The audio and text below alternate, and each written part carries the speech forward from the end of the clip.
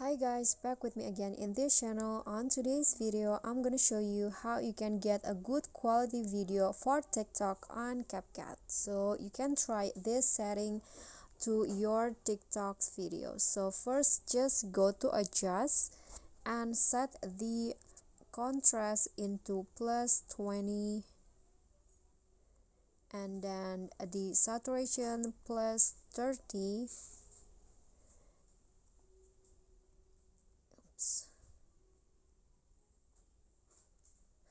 And the exposure, change it into 10, and the sharpen, set it into 100.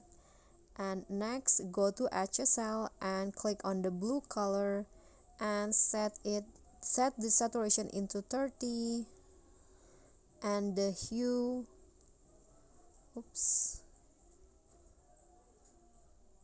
set the hue into -13.